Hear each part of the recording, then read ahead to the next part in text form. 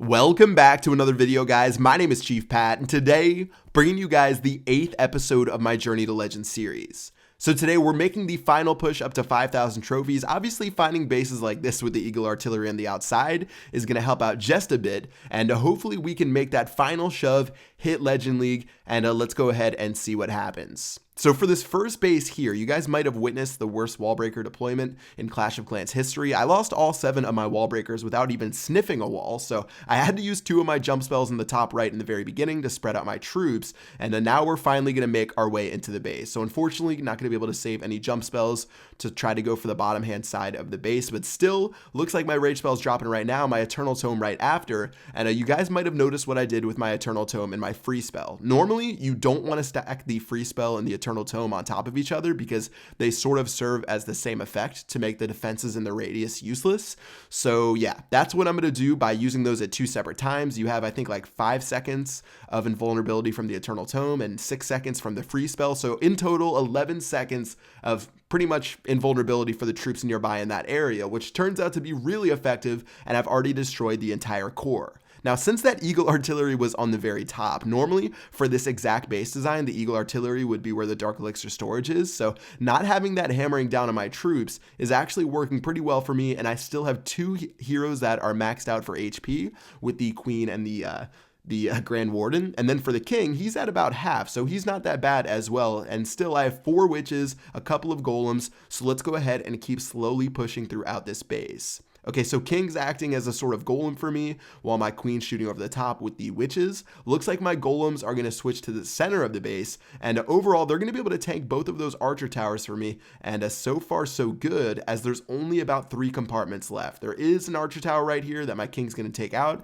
and then my Queen's going to keep shooting over the wall for my golems, and those golems pretty much went to the absolutely perfect place. They took up the 2 archer towers. They're doing a great job for me. My Grand Warden's going to float over the wall like an idiot, but still, Queen's going to shoot down this tower right here. Grand Warden's going to actually run back, and yeah, we're at 88%. I still have my Queen's ability, and this one's pretty much over because the only defense left is going to be that archer tower right there.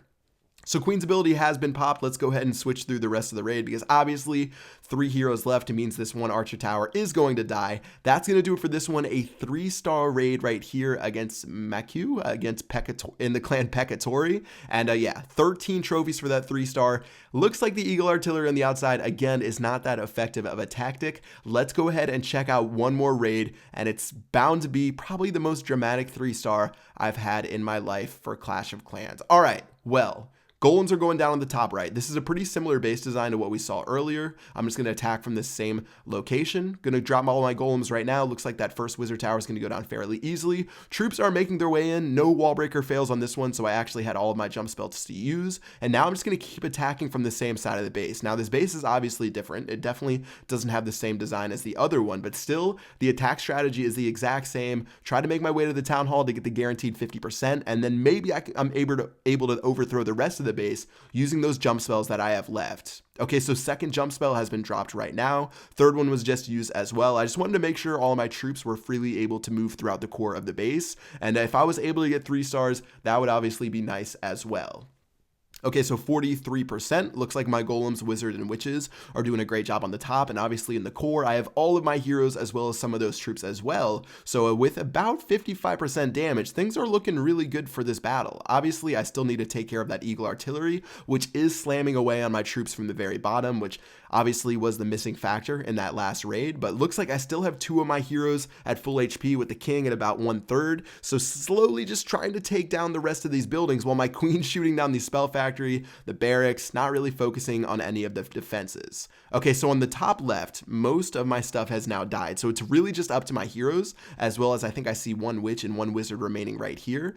So looks like the Queen's just going to slowly make her way through, but I'm holding on to the Queen's ability as long as I can. She's at about 3% HP. There's an archer tower right here, as well as a wizard tower and another archer tower that I need to take out, but if I can take out all 3 of those, I might be in the clear for the rest of this raid. Okay, so Grand Warden's going to tank for my Queen. She's still sitting at 1 HP. I'm expecting a giant bomb any second now, so as she makes her way up here, I'm just going to drop her ability in just a second. I'm literally taking it down to the very end while the Warden is tanking it, and I'm popping the ability now. Giant bomb's going to pop on the Queen, but she's at about like 5 HP. Now, while this seems really good, there could be a trap somewhere here in the rest of this battle. So I'm going to drop a wall breaker to scout out for traps. Looks like that wall breaker is not going to find anything. Queen's going to go to the gold mine. Not going to find anything there. As she makes her way throughout these buildings, she's going to go to this dark elixir drill right here, but there are some open spaces. She's actually going to shoot down this barracks right here, and with 5 seconds left, she's going to walk over 2 sets of bombs, but since she is fast enough, she's going to avoid that damage, giving us the 3-star that overall gives us the trophies that we need to hit Legend League. That was really the most tense raid I've ever had in my life. I couldn't believe that the queen did not get blown up by one of those bombs and give me a 99%. She did a great job of doing that. And in the end, Legend League has been achieved with 5,020 trophies. Now, I did some raids after that final one, but that raid actually put me into Legend League. If I 2-started, I would have been at like 4,997. So we are at 5,020 trophies. I wouldn't have had another raid to put me there. And overall, that will conclude this series with me being inside of the Legend League. Really fun stuff. I was super stoked. All my clanmates were sort of giving me high fives inside of the clan chat. Pretty nice to have this emblem right here. And yeah, it's safe to say there has been no league that Chief Pat hasn't been to inside of Clash of Clans. So fun stuff. I'm probably going to keep my account up here for a while, maybe try to find some more bases, make a little bit of a push, but there is a crazy amount of cloud grinding, and we'll see how much more I can take throughout the next of the couple weeks. So yeah, that's going to do it for this series. I hope you guys enjoyed it. I'm going to keep pushing on this main account and doing some more raids to show you guys in other videos, but that will wrap it up for the Journey to Legend series. I hope you guys liked it. If you did, make sure you drop a like and a comment in the comment section below. I'll make sure to read all of those and respond to some of your comments. And yeah, that's going to do it for this video. Until next time, I will see you guys later. Peace out.